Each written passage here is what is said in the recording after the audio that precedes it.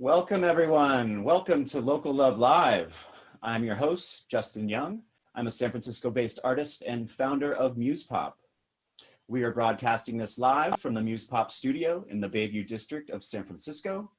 All of our guests, as well as our broadcast engineer, are joining us remotely from their respective shelters, as we are still in the middle of the COVID-19 pandemic.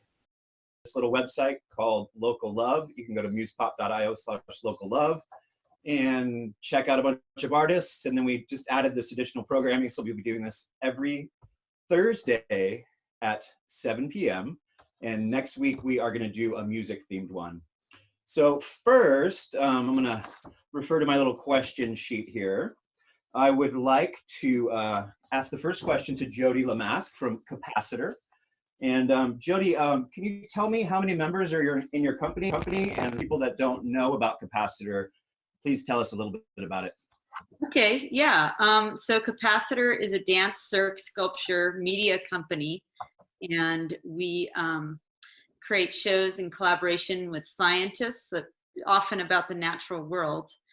And currently, our company has about 14 performers in it, but that fluctuates considerably depending on the project. So we have toured with as few as 4 performers, and we've done productions with 18 stage performers and up to 24 if you start including musicians and whatnot. So, yeah. Awesome. So same question for Vaud de Vire. How many members do you guys have? And tell us a little bit about Vaud de Vire for those who don't know.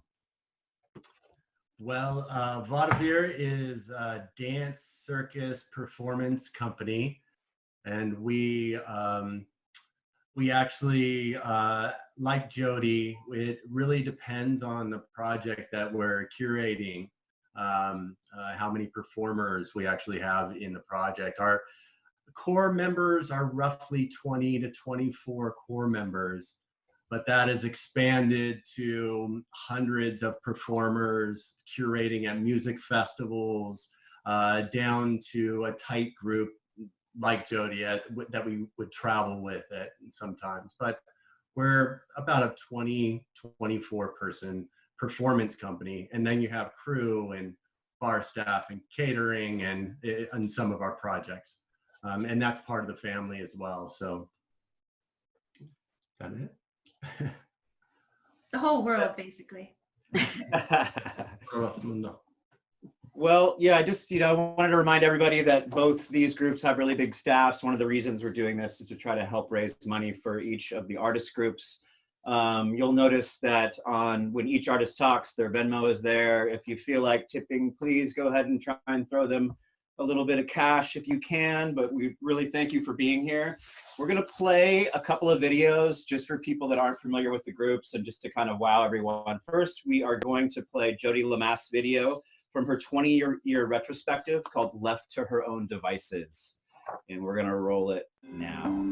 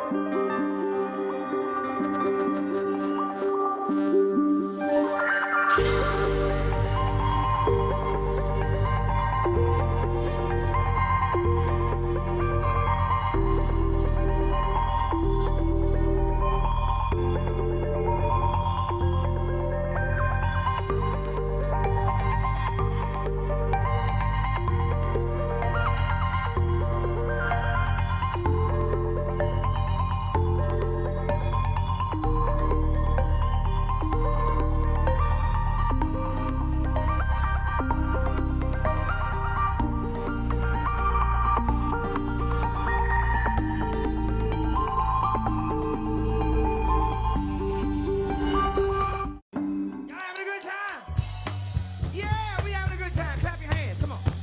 Clap 'em.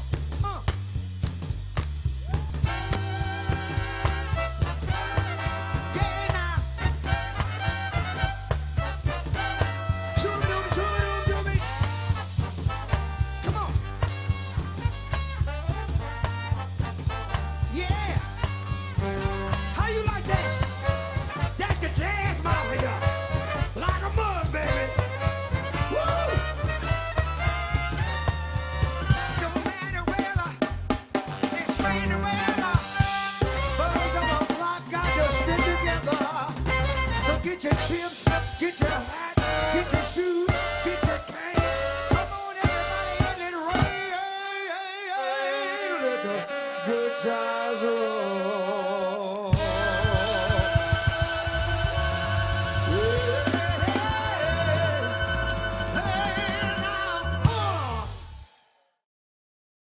I love both those videos. I think it's back on me now. We are on a little bit of a lag here. I hope everybody is understanding that we are all remoting. So this is a very fun way to try to produce a little TV show. I didn't mention in the intro that we just watched The Soiled Dove from Vaud de Vire. We're gonna get back to that in a second. But first, I wanted to ask Jodi Lomask from Capacitor, what was it like putting together a 20-year retrospective of your work?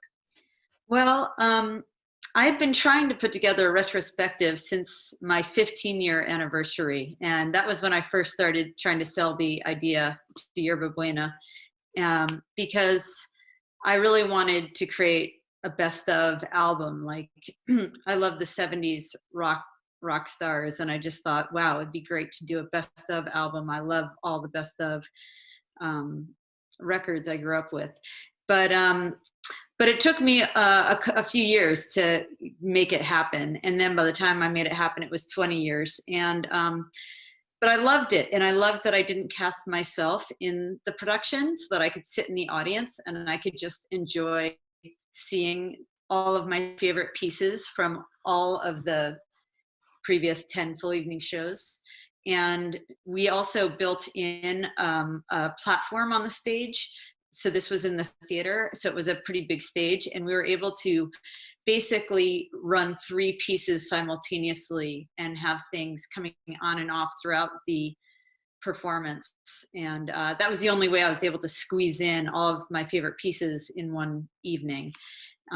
So yeah, it was really a wonderful experience. I was able to edit it together with old videos beforehand. I was able to ask the performers, okay, here are all the pieces I want to do. What roles do you want? So the performers really got to pick and choose what they wanted to work on. And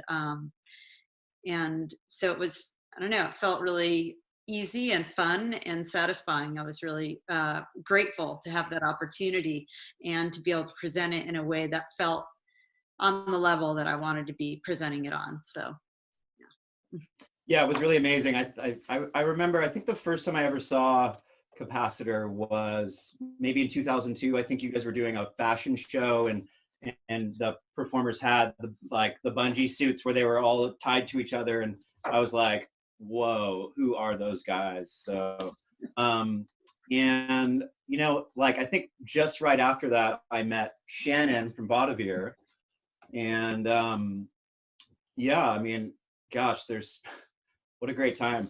I want to cut over to Shannon and Mike, and they have been running this amazing show for the last 2 years. Hopefully people have seen it.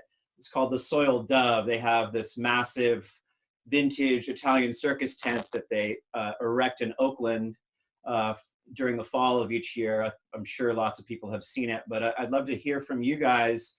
What was that like, producing that show? Well, what a strange new adventure that was, to all of a sudden have your own venue that you build yourself, and then running a bar, running a restaurant, putting on a show, performing as well, and just making it all come together. It was a new adventure that I love. I'm addicted to it now. Mike, do you have anything to add? You must have something to add for this. Or you know, just don't want to talk about it anymore? I think profoundly, the projects that offer the most challenges to you, like those are the ones that you overcome those challenges. They're the ones that are like most satisfying. And that project is just so many moving pieces, expanding our crew to deal with the moving pieces, made it much easier, obviously, than mom and pop doing it themselves, like we've almost been doing, for the first half of our 20-year career, I would say. It was super satisfying. So that means that it was super, super challenging. Contending with the weather, every little change of atmosphere changes the inside, the calibration of the temperature inside for for the customers and for the guests to be comfortable. That's just one of the variant things that we had to contend with. I'm just getting word from the Matrix. Somebody in the chat room wants to know, are you wearing pants? Funny you ask. Neither of us are. Oh my goodness. Always prepared. Or I knew it. I knew it. Thanks for asking. Oh, I had a feeling. I had a feeling with you too.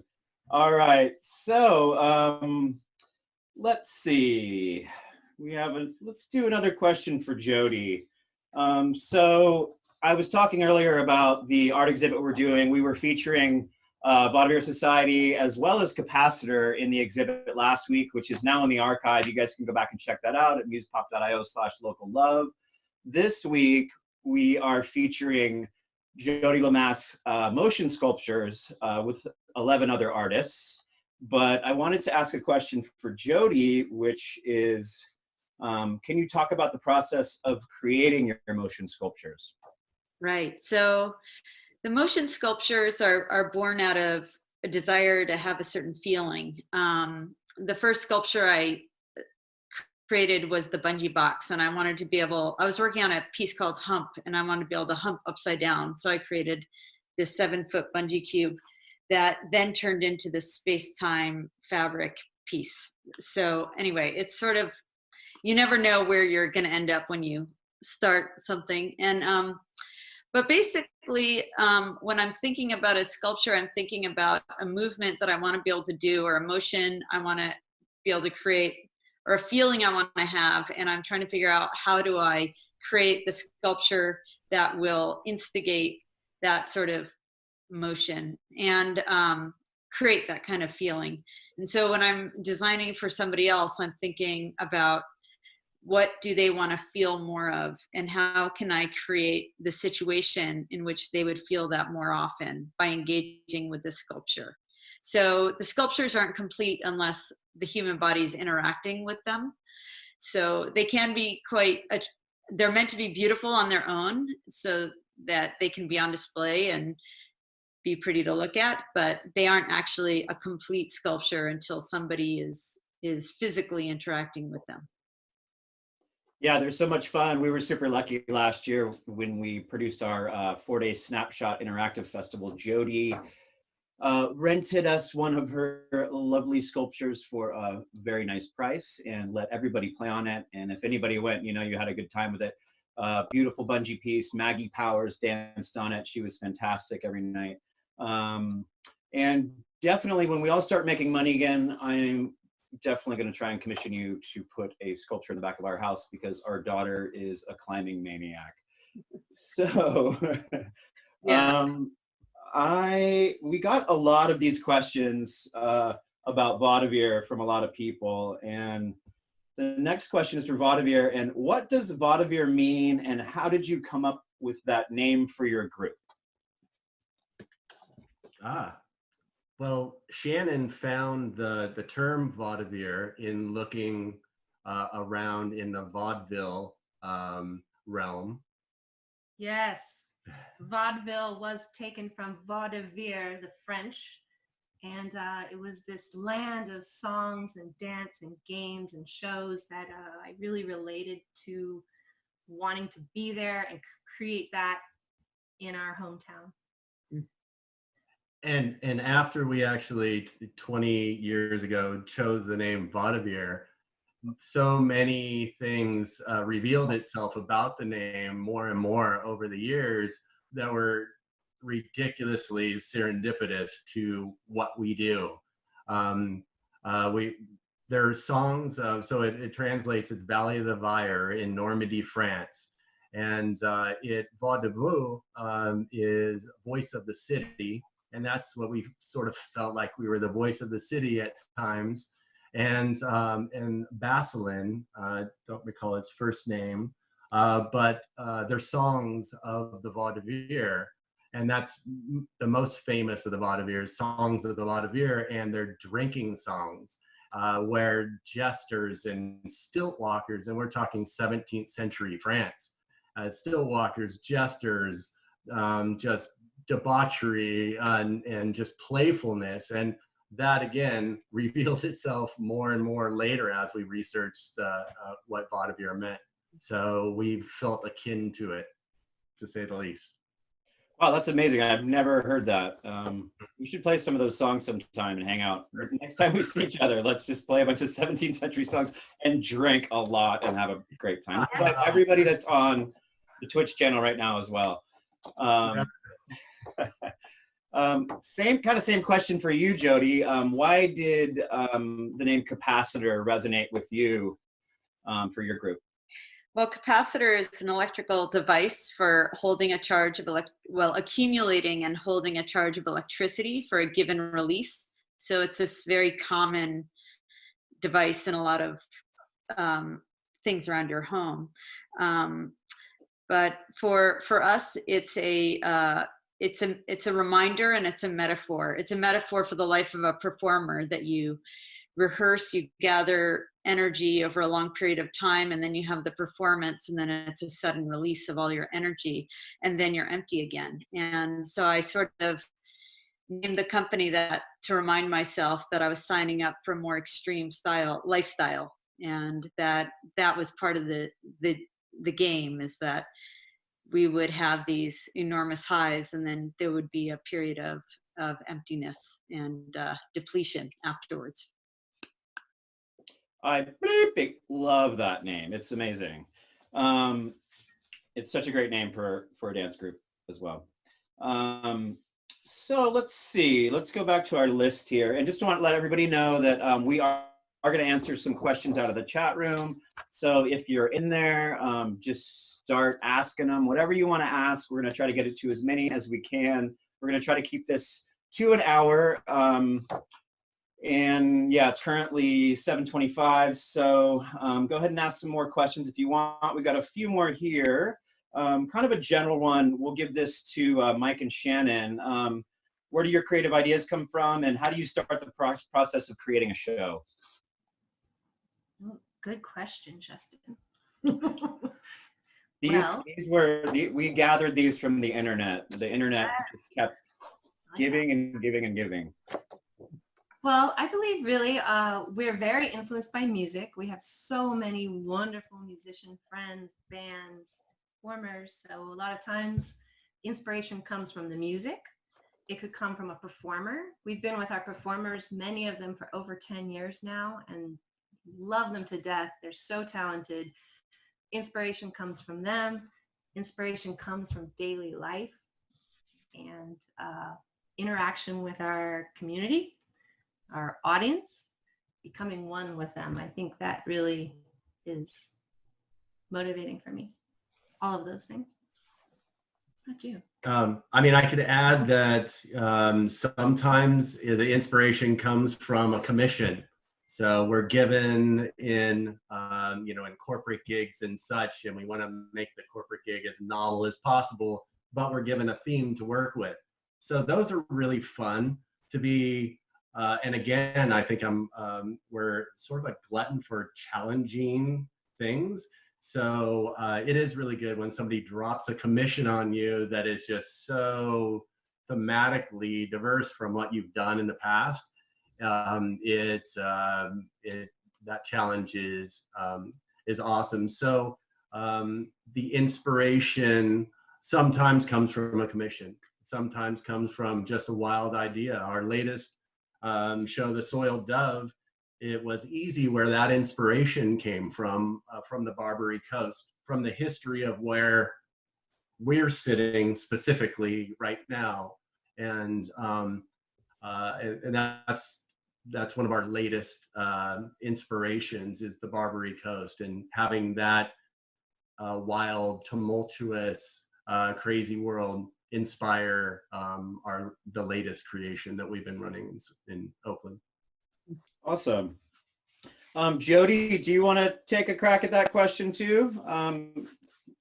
Where do your creative ideas come from, and how do you start the process of creating a show?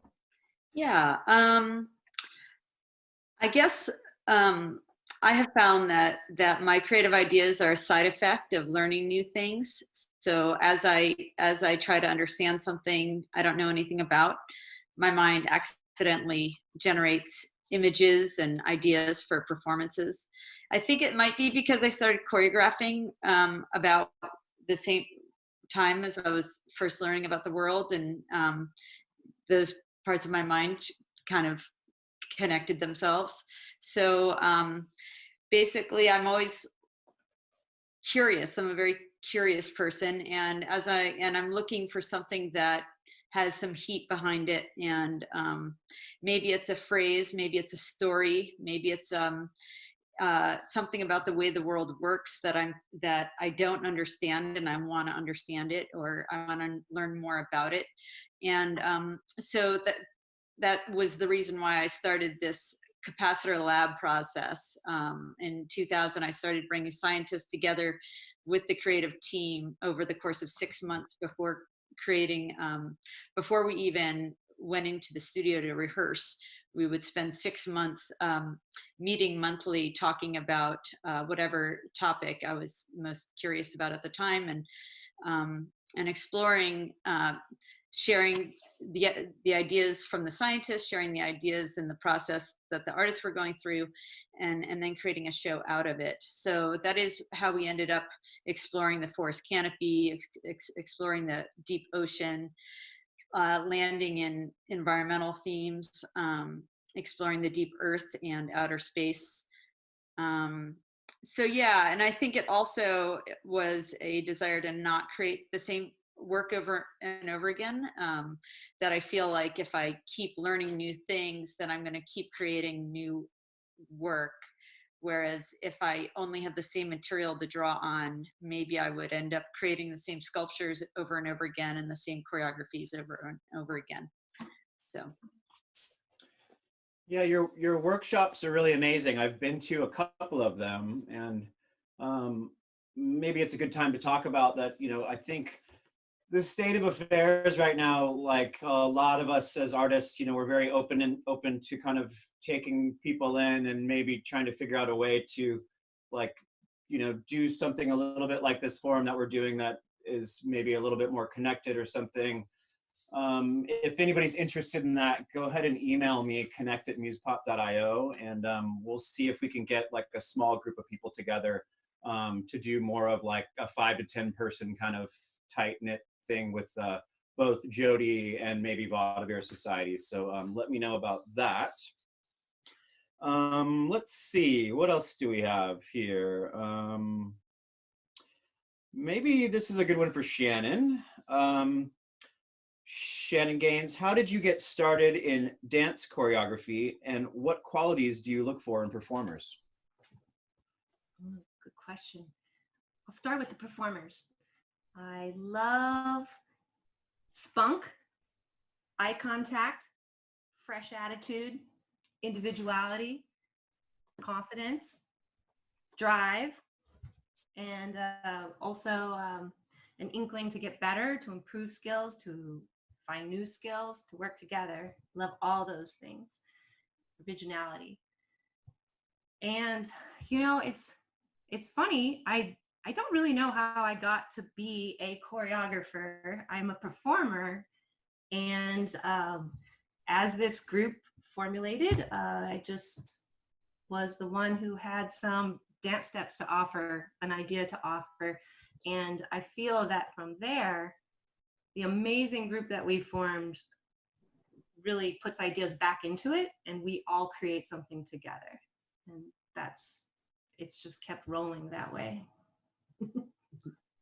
Yep. Sometimes when you start a group, you got to wear a lot of hats for sure. Yes. But, you know, you've done an amazing job, and I always look forward to seeing what you come up with every time I see one of your shows.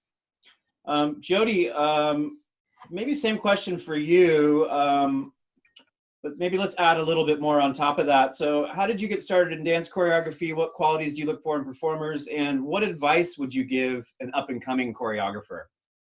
Right. Well, so I started choreographing as a child. I was in a young company, and it was an assignment we had, but then I just kind of kept going with it. But one thing that I find surprising about my choreographing process is often I'll do it while lying down and taking a nap when my body's not moving at all. I can, you know, come up with a whole dance in my head, and then the challenge is, okay, do I try to write it down? Do I quickly try to video it? Or do I walk into a rehearsal studio with the dancers and say, okay, bear with me, you know, it's in my mind, let me see if I can get it out. So that I thought was such an interesting thing, because I didn't even really understand why it happened that way for me. I know a lot of choreographers like to improvise, and they have a way more kind of organic process, and mine's really like it's in my mind and then I have to get it out. It was part of the reason why I developed synaptic motion. Is I was curious about what was happening in my mind when I was having creative ideas, and through that project I worked with the UCSF Neuroscape Lab, and they did EEG and fMRI imaging of my brain while I was choreographing. And interesting to me, and it's also the way that everybody in the field began to understand the brain. Is it's a much more interconnected thing. It's not like there's one portion of your brain that's active when you're creating something. But the part that was the most interesting to me is the fact that you can have a thought in a couple seconds that takes 2 years to actualize. You know, the creative process can be just the sense of time is so strange. Like I can have an idea like that, and then to have it meet reality can take years. So in terms of what I look for in dancers, I look for dancers who are very honest, who can be who can have a genuine experience in front of other people, because basically that's what I think. For me, what a performance, a powerful performance is a performer having an experience and the audience witnessing it. And some performers are better at having an authentic experience in front of other people than some other performers. So I'm always looking for people who have incredible skill, but then also can be very raw in a performance. And in terms of advice that I could offer to an emerging choreographer, I would just say that to really listen to the quiet voices in your mind, to give yourself time to have a relationship with your own vision, and to try not to get too distracted by what everybody else thinks is cool, because the allure of cool and community and closeness is really powerful. Yet, if you're going to come up with something that's unique unto you, it is a little bit of a lonely process, and you have to be willing to go into your alone space and create something where you don't have that much company, because it's something new. You have to sort of leave the community in a way to develop something to then bring back to the community and offer. So just accept that that's part of the deal, you know. Yeah, if you want to create something new. Yeah. Yeah, work on the craft really hard and then take a nap. I love that. There's something great about napping, you know, it's like when you work really hard and then you lay down at night, like I love that you're saying, you know, like, you know, you solve so many of the problems that way. I feel like that's so true. Like when we work really hard, it's like our brain is just constantly trying to solve these problems. It's fascinating. And yeah, it's interesting because I feel like that reflects, especially with the synaptic motion piece, I feel like that whole process, you know, it's like you're very tuned into that with that piece. And for people that are kind of wondering, you know, Jodi has, I mean, both these artists, they have such a huge amount of works. Capacitor's website is capacitor.org. It should be pretty easy to find. And it's vaudeviresociety.com, VAUDEVIRE. Is it just vaudevire.com, Shannon, or is it vaudeviresociety.com? I can't remember. Vaudeviresociety.com. Okay, it's vaudeviresociety.com. So VAUDEVIRSOCIETY, and I should have done a spelling bee when I was a child, but I didn't. So I've got another question here, which I'm super curious about. I don't think that I have who asked this, but somebody asked if you could talk a little bit about the process. This is for Mike Gaines. Somebody asked if you could talk a little bit of the process of creating a large-scale immersive show like the one you did at the Armory. Yeah, well, I mean, that was unique unto itself. And a little background to that question. A few years ago, I guess it was 4 years ago now, we took over the basement of the Armory. If you haven't been there, it's the most unique space in all of San Francisco. It's got the Mission Bay, the river, like flowing through the basement. It's just ridiculous. 1894, I believe, burnt down and then was built back up with the molten lava bricks from the fire of 1906. First of all, the production studio, which it was, they had every space is a film studio with 200 amps of lighting already in the studios, and they were using it for other purposes at kink.com, obviously. Shannon and I walked into that space for the first time and just salivated at the possibilities of creating a tour that went from room to room to room. So we did that. We accomplished that. We ran the show nightly. How many tours a night? 16. 16 tours a night. We had, I believe, upwards of 70 performers a night. We ran it for 20 nights, for 20 nights straight, I believe. Maybe we took off Sundays. But that process began with the canvas that we were gifted. And that canvas was just so amazing. That was one of our biggest challenges, was that production. Taking people 30 at a time, tour through, I think, 14 different scenes with a Halloween theme to them.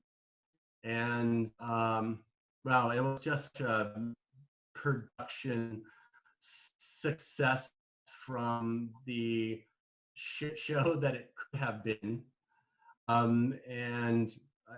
You know, that the question, what creates the immersive experience, was just literally and physically taking people and manipulating them from room, their experience, every sensation we tried to manipulate. You know, that they walked into the first room, they were given directions, very abrupt directions, and hoods were put on their head, and they weren't allowed to talk for the remainder of the tour, which was 45 minutes.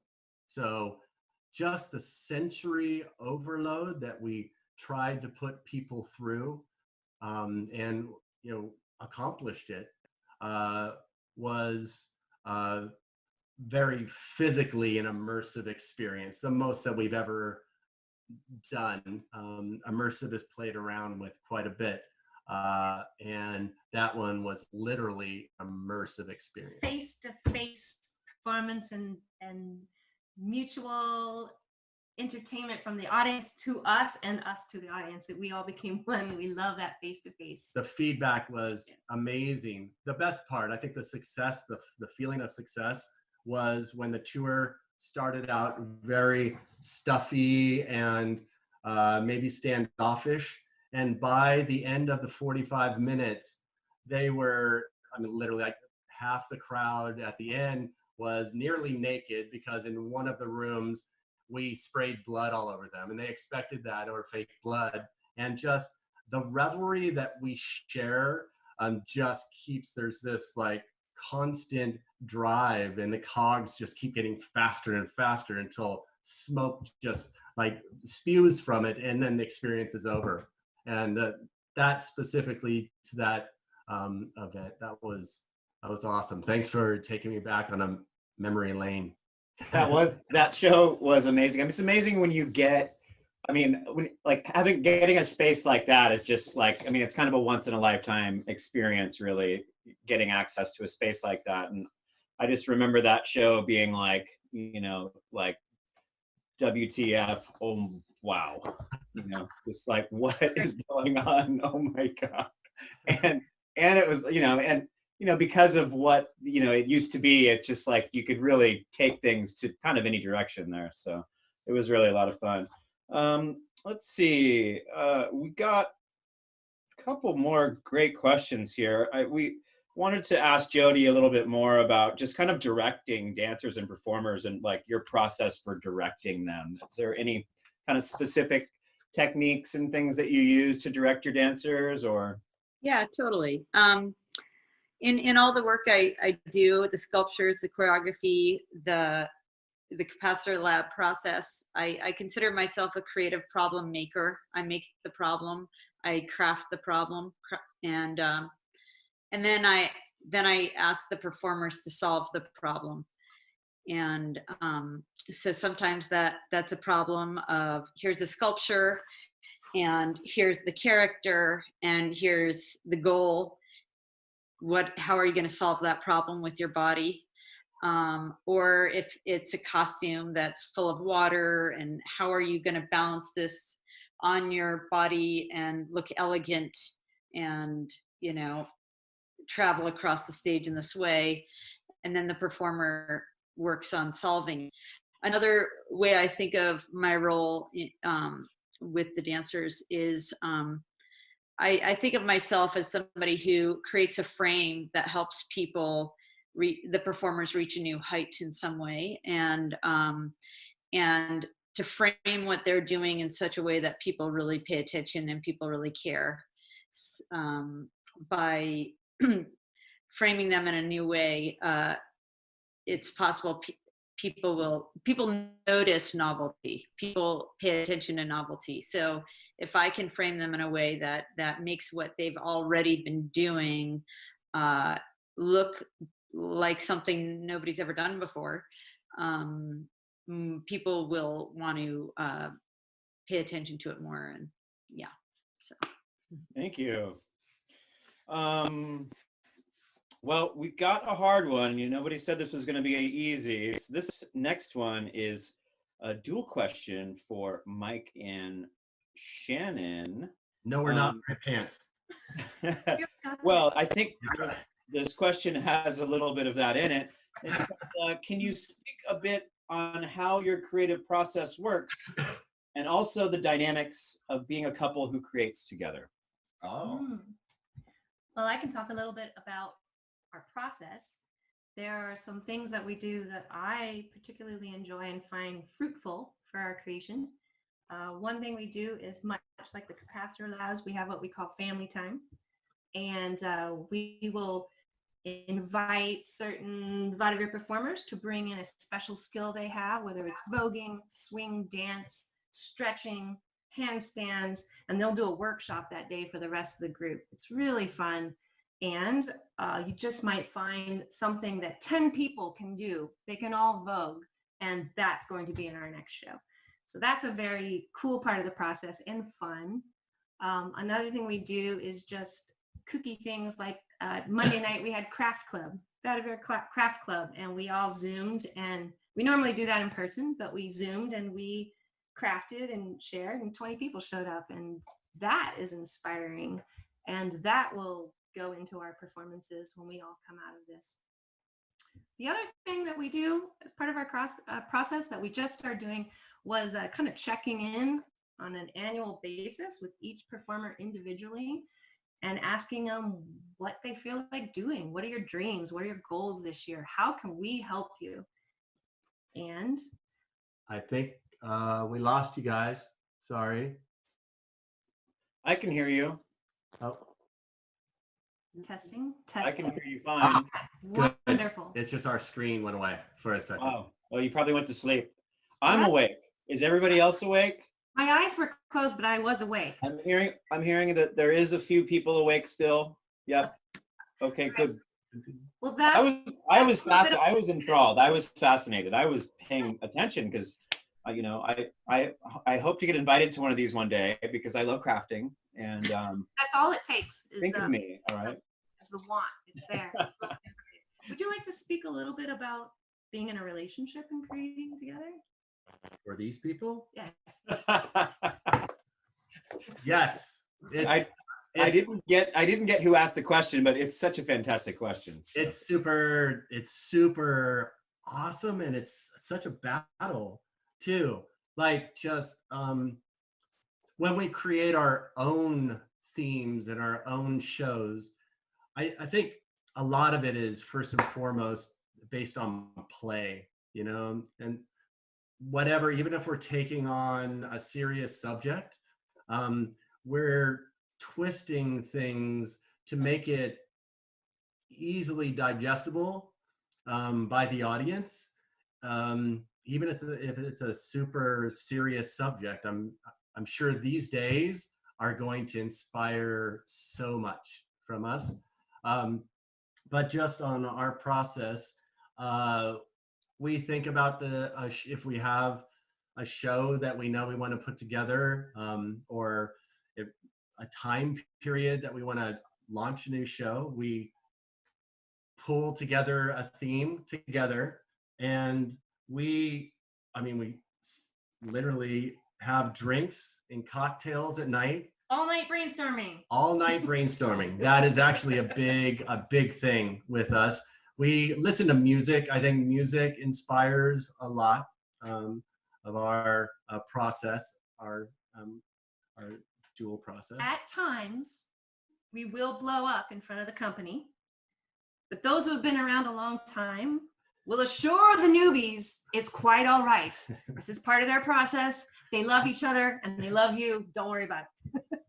And it's usually short-lived. We're 31 years into it, and so it's but it's the most exciting thing, and the result of it, the end result coming out of these late night, I would say you have it right, the late night brainstorming sessions that just go all night long, and what if this happened, and knowing who the cast we have, it's a little different as well. Our process with casting, we really look at the palette of amazing performers that we're just in awe of, and we gear our casting and our need based upon them, as opposed to just casting a show and then reaching out and reaching out to different groups. We really, I think, in Shannon talking about her process with the performers, it really is a communal thing.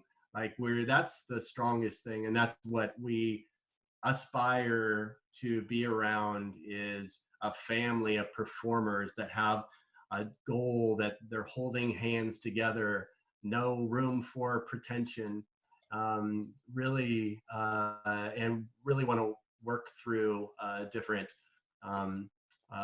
struggles and obstacles together. It's a lifestyle. It's a lifestyle. Well, you guys are very good at it, that's for sure. And thank you for sharing that. That's super informative. 31 years, congratulations. That is amazing. That really is. And look at all the things you've created and all the beautiful people you've inspired. And I just went to a 50-year wedding anniversary, and it was really amazing to share that. I got to do visuals at somebody's 50th year wedding anniversary, and I was like, blasting all these hearts and, you know, things, and got to know these people. And they're just, I mean, it was incredible to see just like their 50 years and what that meant to all their family and friends. And it was lovely. So hopefully you'll make it 10, 20, 30 more, because I have a feeling there's a lot more good things in store for you guys. Okay, well, let's see. I want to ask Jodi a question. Let me look at my list here. Jodi, I was poking around your site and noticed that you did this awesome VR project called Neural Forest. Can you talk a little bit about that process? And for anybody who's interested, the video was really long, so it's super interesting. So I posted a redirect on our website. If you go to musepop.io/forest, you'll be able to find this video about the VR project. But Jodi, can you talk a little bit about Neural Forest? Yeah, so I reached out to San Francisco Dance Film Foundation, and I was asking them, do you know somebody in VR who I could work with on a project? I was very interested in creating a dance film in VR, because 2D video is really a depressing form of documentation for dance. And the kind of performance we do, it's just always disappointing, no matter how wonderful the show is, when you see the 2D video. When we've had amazing videographers, and it's not any slight against their skill, it's just the technology, you lose depth completely. So I reached out to the Dance Film Festival, and they connected me with Batik Joshi, who's at Adobe. And together we created a VR 180 dance film called Into the Neural Forest. And it was it's a 5-minute reduction of the 60-minute synaptic motion show. So I reconfigured the piece and some of the sculptures to create a high impact 5-minute VR experience. And it went really well. I loved doing it. I feel like it's a technology that is very natural for choreographers to engage with, because we haven't been creating for a square or a rectangle all these years. We've been creating worlds, and that's what you need to do when you're creating for VR. And we're looking forward to producing more VR but the newest project is in AR. So we're developing an AR project with the sculptures, with the motion sculptures. So I'm working on new designs for those. Yeah. Fantastic. Yeah. So I just want to remind everyone that, yeah, I mean, it's fascinating to work with Jodi, and especially with Vaud de Vire. We're really open to kind of making new connections, since we're all kind of stuck in our little worlds right now. So please do reach out if you feel like you want to kind of get together in a smaller group that's a little bit more interactive. Go ahead and email us at connect@musepop.io. We'll see if we can kind of facilitate a meeting that's a little bit better for generating ideas with everyone. Also, you should definitely check out that video, the Neural Forest video. It's pretty fascinating from a lot of different, technology standpoints, as well as just like, the dance, the choreography, the design. So go to musepop.io/forest, and that'll redirect you into the Vimeo page for that. What else? Let's see here. We are getting close. I'm going to check really quick and see if we have anything else we want to cover. I think we're pretty good. Let's do maybe one more question for each. Vaud de Vire Society, what are you most proud of as show producers? Wow. I was proud of. The family. Our family. I'm really proud of them. Amazing people. Mike? I mean, I probably so. Just honored, humbled, and super proud of the evolution of our company. A lot of us together, like Shannon said earlier, some for a dozen years and more. And We're making this together. It's amazing to me that it's lasted this long and it's continuing to last. And